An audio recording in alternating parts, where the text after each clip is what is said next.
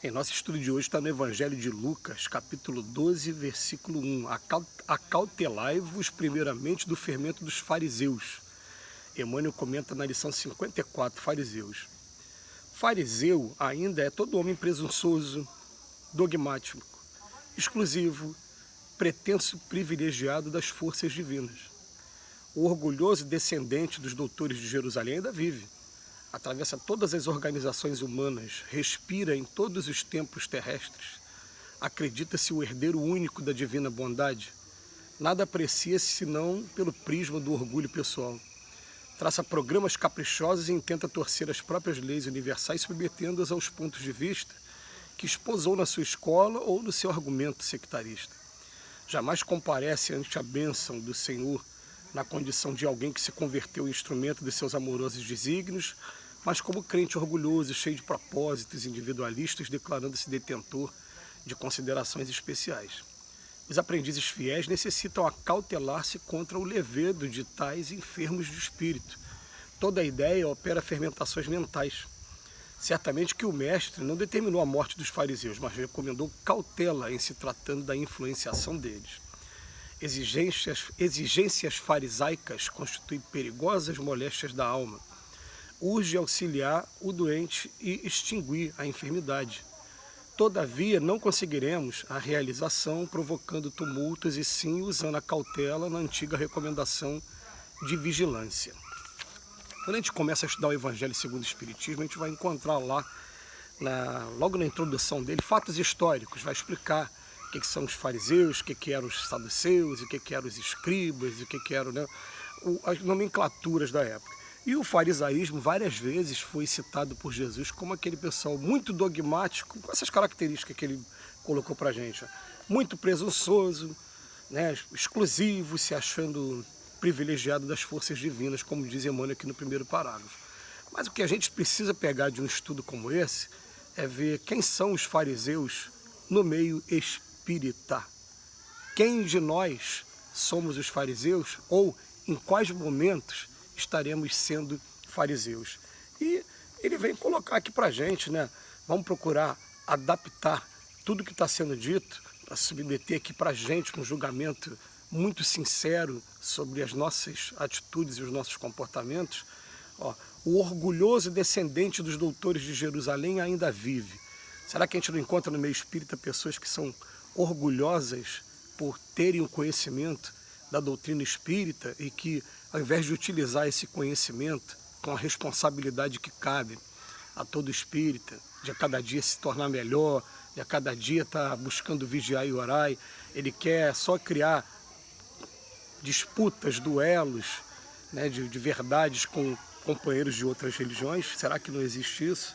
Então ele bota que atravessa todas as organizações humanas e respira em todos os templos terrestres, mas quando a gente vai falar de espiritismo, pelo fato de ser espírita, e também porque faz parte, é salutar fazer isso, ao invés de dirigir crítica a outros grupos e outras pessoas, e procurar dirigir a crítica a nós mesmos.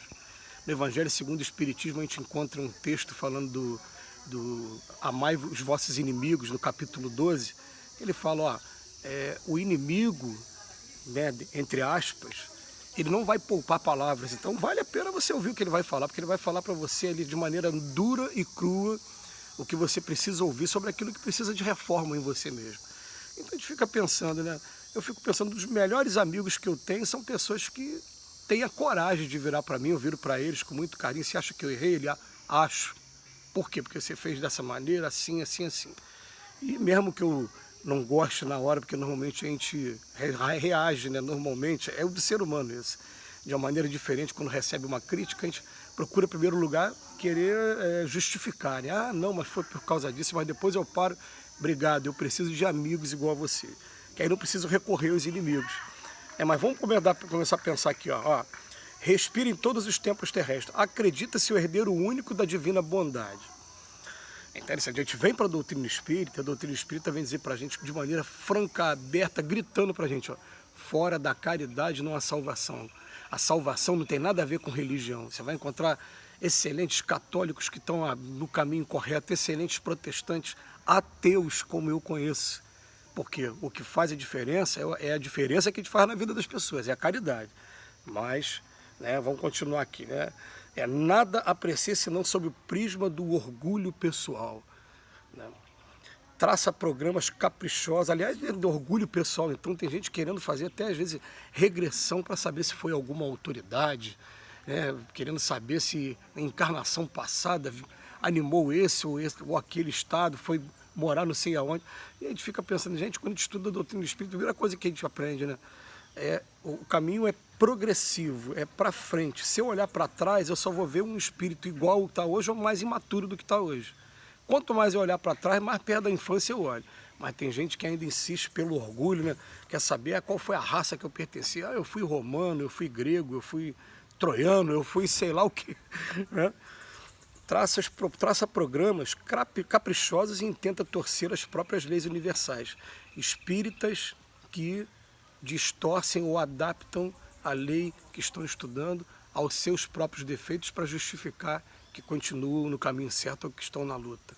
Será que a gente não conhece muitos casos como esse?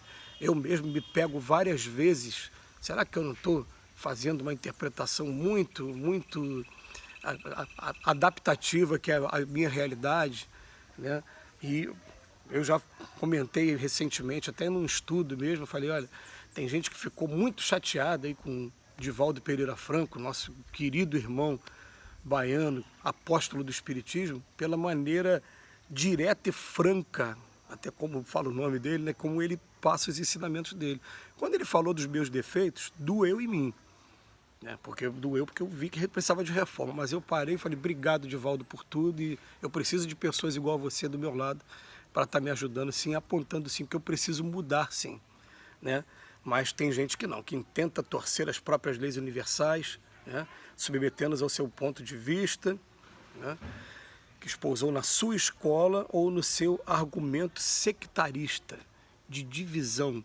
Tem muita gente impressionante como a gente encontra espírita que ainda tem divisão.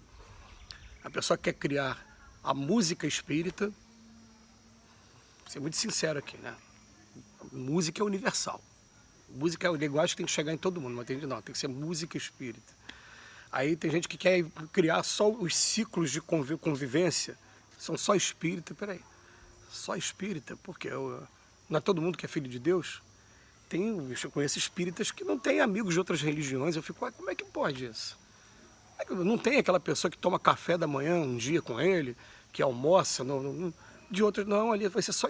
Que coisa é essa? Isso se chama sectarismo, tá? Aí ele bota aqui, ó, jamais comparece ante a bênção do Senhor na condição de alguém que se converteu em instrumento de seus amorosos desígnios, mas como um crente orgulhoso, cheio de propósitos individualistas, declarando-se detentor de considerações especiais, principalmente se for no campo mediúnico, os vários casos aí de fascinação ou de início de fascinação. A pessoa acha que ela está recebendo mensagens de espíritos muito superiores, né? E a fascinação, se o espírito se identificar logo de cara como Jesus ou como Maria, vai estar dando de cara elementos para que os outros percebam que seja fascinação. A fascinação ela tem que ser, ela de verdade mesmo, ela vem muito disfarçada, né? Então os espíritos não vão se identificar logo de plano para ser desmascarado, não vai ser dessa maneira, né? Aí vem, os aprendizes fiéis necessitam acautelar-se contra o levedo, contra o fermento, né, de tais enfermos do espírito. Mas principalmente tomar muito cuidado para que esse enfermo de espírito não esteja sendo cada um de nós, gente. O que eu convido nesse estudo aqui de hoje, da reflexão, é a gente pegar esse texto, a gente ler de novo e fazer uma reflexão muito profunda entre nós mesmos. A gente precisa o tempo todo estar fazendo reuniões de trabalhadores na Casa Espírita, para poder estar ajustando alguns princípios do trabalho, sim, mas principalmente para estar vendo se a gente não está fugindo dessa ideia aqui, né? E criando até sectarismo dentro da própria Casa Espírita. A gente não precisa falar de sectarismo dentro de religiões, não.